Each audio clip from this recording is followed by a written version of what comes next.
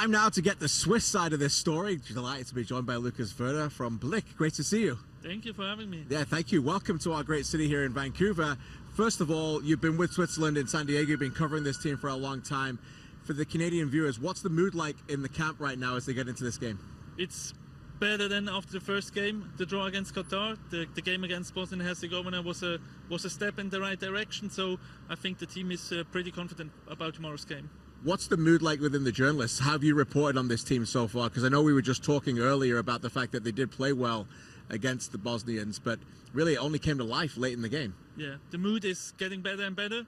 There were some small issues after the friendly, right before the start of the World Cup against Australia, a draw as well.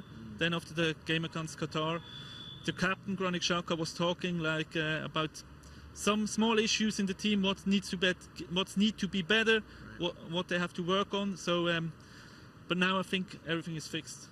Lucas, what's the message in Switzerland right now about the momentum to try and win this group? Now, you're in Vancouver, you just got here, but we've been here for a long time. There's a real discussion around the Canadian men's national team. You heard from Jesse Marsch today that desire to stay in Vancouver and not only just win the group, but win the battle for the city. How important is it for Switzerland to do the same? I think they want to stay here as well, because there are different benefits you have if you end up on first place. One benefit is that you have much more longer break between the last game of the group stage and the first knockout game. So it's either though 8 days or 4 days, which is a huge difference. And as well, I think it's much more easy if you not have to travel around from stadium to stadium, because I think this Swiss team, they want to get much further than only the first knockout round. You mentioned that the history that obviously they're still trying to look for that big knockout win in a World Cup. We've seen you do it in the Euros. Does it feel like that's what the expectation is back home before the World Cup? How far do the Swiss public expect them to go? I think that's the expectation people in Switzerland have, but there's one thing, or one small issue we have. If we take a look at the bracket, when we end up first place, the most probably the most the chances are pretty high that we face Portugal in the last 16, which is like a deja vu from the last tournament, which didn't end in a good way for Switzerland. Yeah, so that's right. Yeah, but maybe a redemption. 6-1 is obviously the game that you're talking about in Qatar. I think, and for the players, it is a topic. This redemption.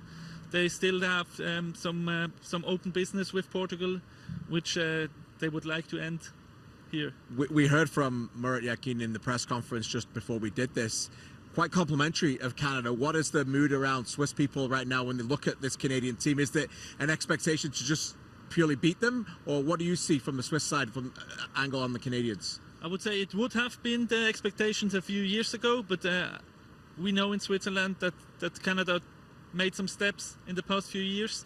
So for me right now it's a 50-50 game.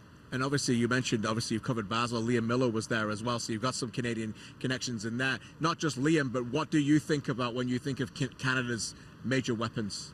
The strikers up front with Laureen and David. I think these are the biggest weapon Canada have. I'm now looking forward how they want to use them. You were there in the last game. I want to take you there again. It was a very close game against Bosnia. It looked like at one point the Swiss were on their way to drawing the second straight game. And I know that the Bosnians went down to 10 men, but what worked? What's the best version of this Swiss side that we saw there that you want to see here against the Canadians? I think a big thing we have is that we have players on the bench that we can move it, that we can bring in, like Mansambi, like Walkers, like Yakin did against Bosnia.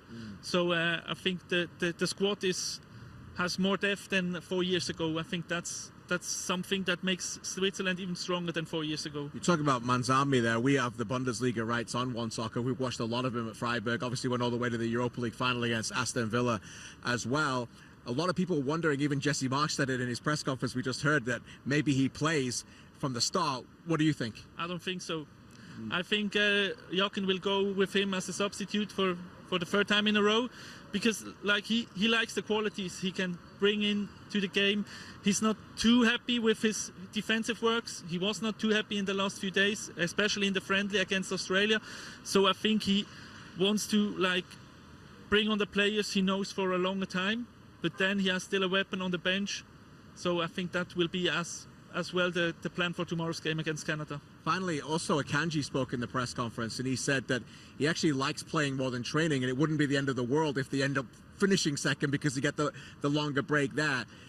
It's only the group stages, but if you didn't get the win against Canada, what would the reaction be back home? Is it just wait and see till the knockout rounds where we're really going to define this team? Yeah, I would say that, because there was like every tournament for Switzerland is like a small roller coaster ride.